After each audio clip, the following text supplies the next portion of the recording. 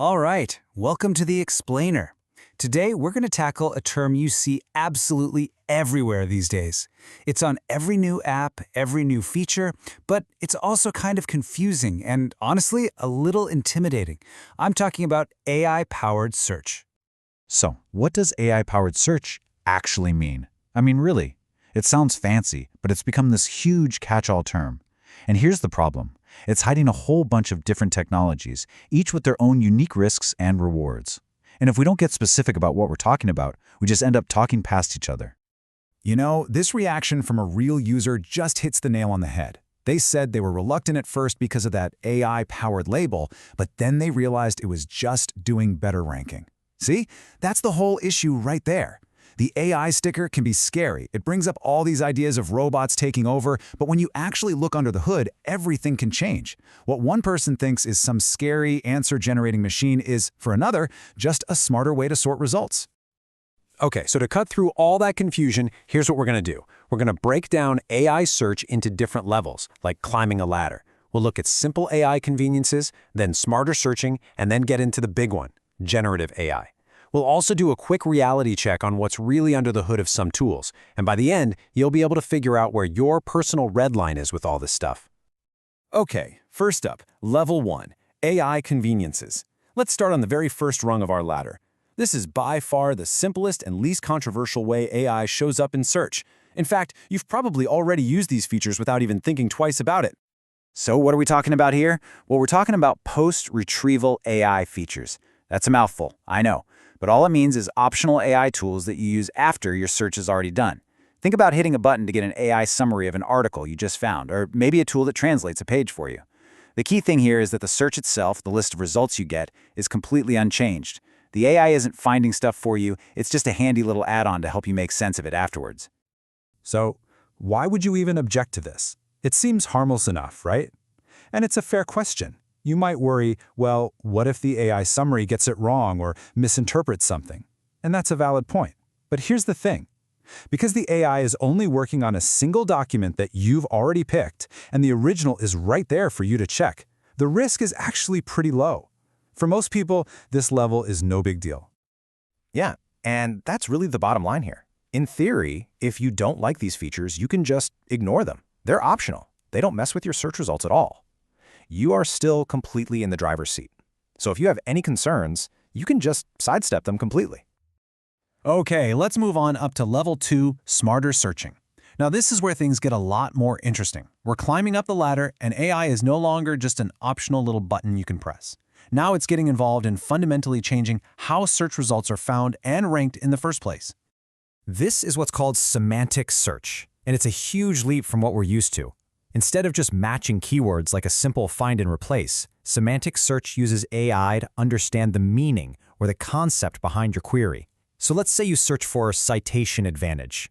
A traditional search looks for those exact words, but a semantic search understands the idea you're after. It'll find papers that talk about the benefits of being cited, even if they use totally different phrasing. It's like searching for an idea, not just a string of letters. Now, to understand why this is different from, say, ChatGPT, we have to get just a little bit technical, but stick with me. The AI models used here are called encoder models. You can think of them as being really good at reading comprehension. Their job is to read a piece of text and convert its meaning into a list of numbers, a vector, or embedding. It's like creating a unique mathematical fingerprint for an idea. They're not designed to write or generate new sentences. That's the job of their famous cousins, the decoder models, which are trained to just predict the next word in a sequence. This is an absolutely critical difference when we start talking about the risks involved. Okay, so no text generation. That sounds good, right? So why would you object to this level? Well, even though it's not writing essays for you, this shift away from simple keywords creates a whole new set of worries. It's smarter, for sure, but it also makes things, well, a bit fuzzier. So here's the trade-off. For those smarter, more conceptual results, you give up a lot of control and transparency.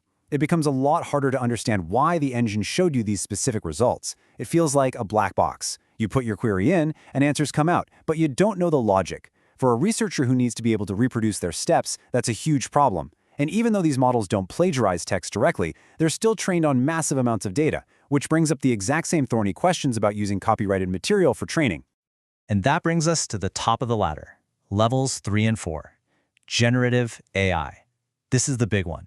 This is where the AI stops just finding information for you and starts creating it. And yeah, this is where those powerful decoder models, the large language models or LLMs you hear about all the time, finally enter the picture. We actually need to split this into two stages.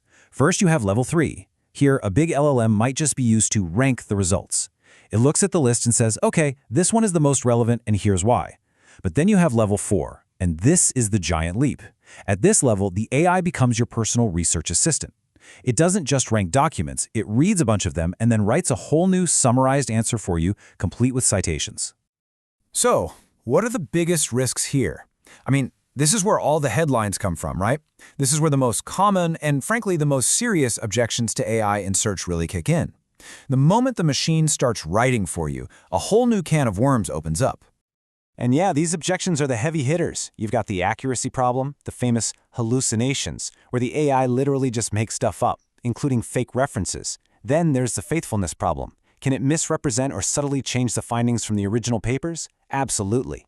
And integrity. What if it unknowingly cites a paper that's been retracted or is just plain unreliable? But maybe the biggest, most subtle danger is cognitive offloading. That's where we become so reliant on the AI summary that we stop doing the hard work of reading and synthesizing information ourselves. We let the machine do our critical thinking for us. Okay, so we have this nice, neat framework of 4 levels. Easy, right? Well, here's the reality check. What's under the hood is often not what it says on the box. The marketing name of a tool can be super misleading. You have to learn to look past the label. And this is a perfect example. Let's take a tool called Semantic Scholar. I mean, the name practically screams level 2 semantic search, right?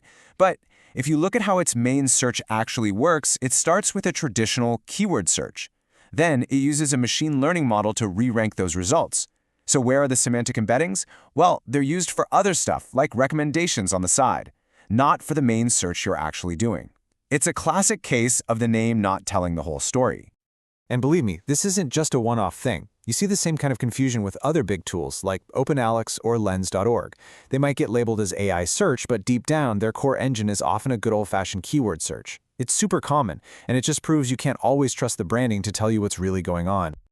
Okay, so let's talk about your AI red line. The takeaway here isn't that you should just reject all AI out of hand. Not at all. The point is to become a smarter, more critical user.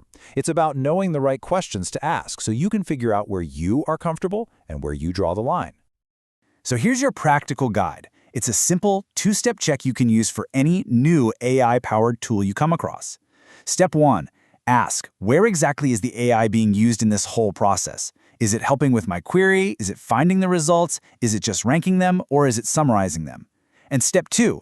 Ask, what kind of AI model is it? Are we talking about a traditional machine learning model, one of those level 2 encoder models that creates embeddings, or a full-blown text-generating LLM? Because at the end of the day, we can't make informed decisions about these powerful tools if we have no idea what they're actually doing. If it's a black box, you can't know where your red line is. Methodological transparency really matters. The goal is to demand that clarity. So now you know the levels. And the big question is, where do you draw the line? Are you okay with level 2's smarter ranking, but you're not touching level 4's generated answers with a 10-foot pole? Do those key concerns about training data make you nervous about anything beyond level 1? Or are you all in on AI synthesis as long as you can double-check the sources? That's the real question for you to think about. Thanks so much for watching.